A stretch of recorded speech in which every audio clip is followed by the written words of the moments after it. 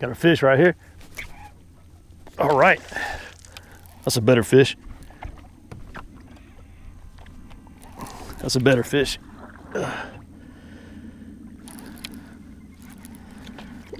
There we go.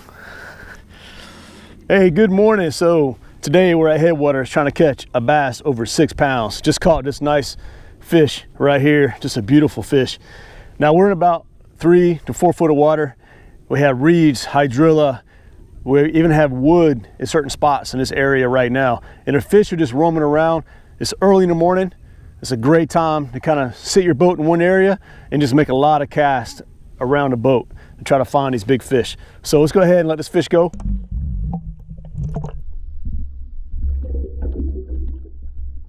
We're using the mag speedworm from Zoom. This is called a red bug color. This is a red bug, close to the June bug.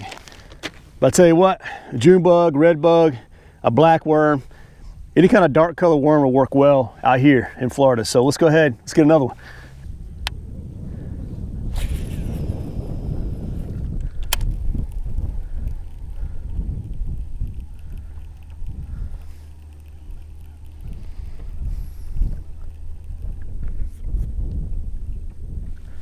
Got a hit. All right, that feels good. Pretty decent bass.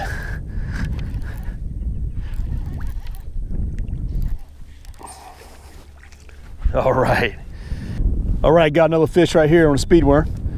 All right, fat. Joker is fat. So let's go ahead and let him go.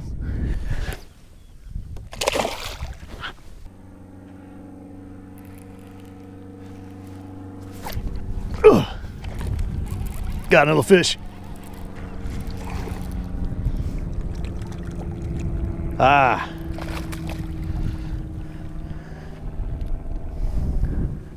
Got a bowfin.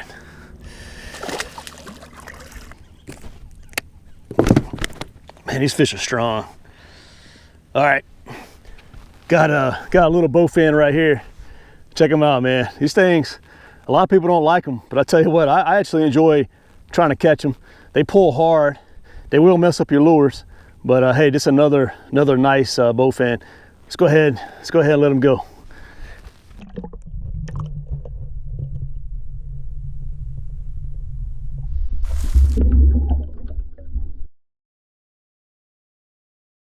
What I learned from experience and having people on my boat when I go fishing, I take them out here to a heavy cover location. They have braid. I'm using 20-pound test mono. I get a lot more bites with mono than a person on the back of the boat using braid. And that's kind of my trick. Now the downside about mono, it will break. So you gotta be careful. You gotta finesse the fish in somewhat. Unlike braid, you can kind of just pull the fish in. But I tell you what, it is a trick. It does catch more fish from my experience. So I just want to let you know, you may want to give it a shot if you're not getting a lot of bites with heavy cover. Just beef up your mono to about 20-pound test. It's pretty strong. I pulled a lot of big fish with 20-pound test mono. All right, let's go ahead. Let's get another one.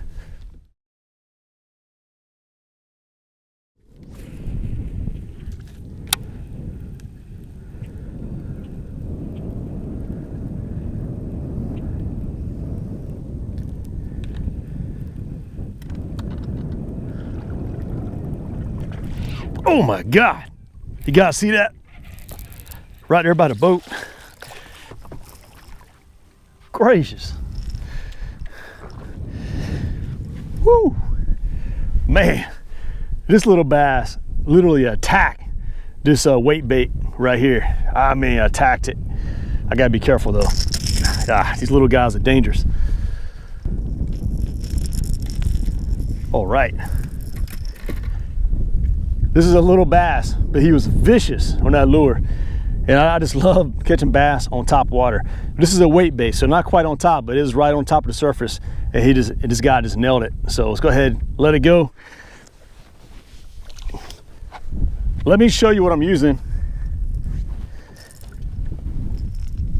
So this is my version of a bluegill weight bait. So I actually designed and painted this color right here. I just airbrushed the color on this lure. And what I call this is my bluegill pattern for Headwaters. So basically Florida in general. and I catch a lot of bass with this color. The bass here eat a lot of bluegill. I mean, I caught a bass over 9 pounds, and it had a bluegill not quite as big as my hand, but it was a pretty nice sized bluegill. So I know for a fact the bass out here love bluegill. So my goal is to try to match the hatch. And I tell you what, this lure right here, no one else is throwing this lure out here. This guy catches some fish. Let's go ahead and get another one. Man. All right. I tell you what, these little bass are knocking this lure out right here. The only bad thing is, with these little fish, you can get a hook in you real easy. So I gotta be very careful. Now, I don't know why the big fish are not biting right now, but it's only a matter of time before a big fish knocks this lure. So let me see if I can get, all right. These hooks are very, very sharp. Hey, that's a comparison right here. The thing will barely fit in the bass's mouth.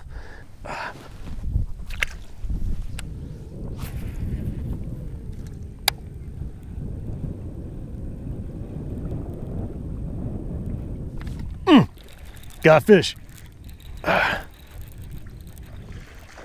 All right.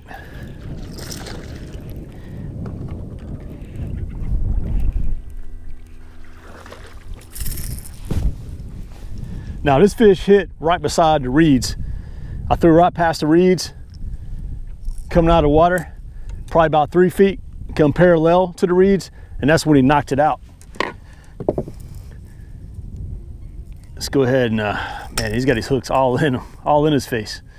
All right, another nice fish on the weight bait. Let's go ahead and let him go.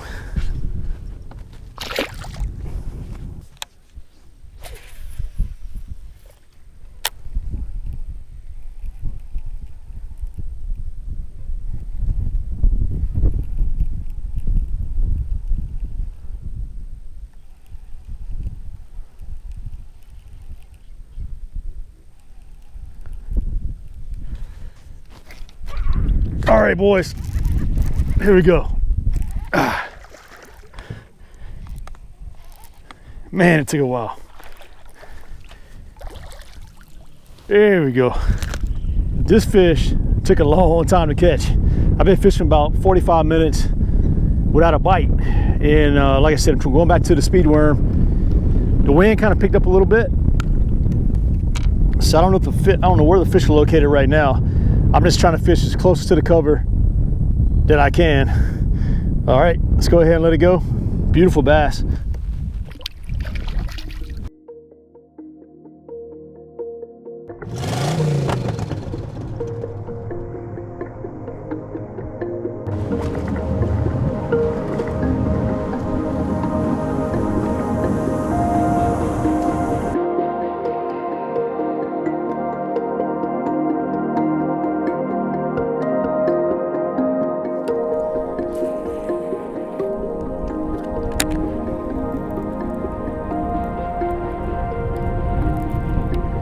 Got a fish.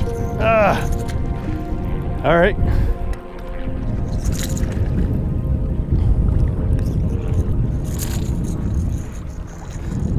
The wind started picking up, so now I'm going to move down by the trees area where I have like 7 to 8 foot of water, right closer to the trees, more of a drop off. See if I can catch a big fish. All right, little guy with a golden rattle trap. Here we go.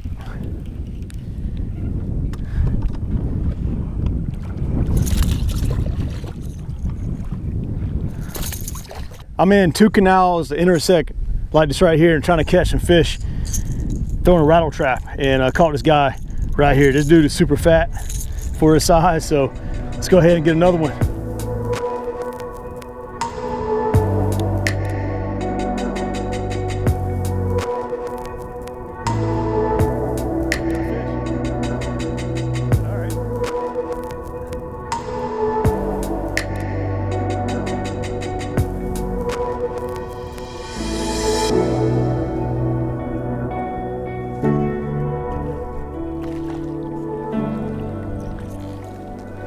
All right,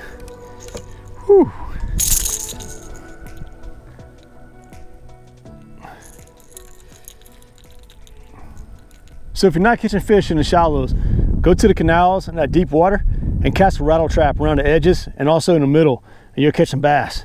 They're definitely around the deep water edge right now. All right, my time is up. I want to thank you so much for joining me on this fishing trip.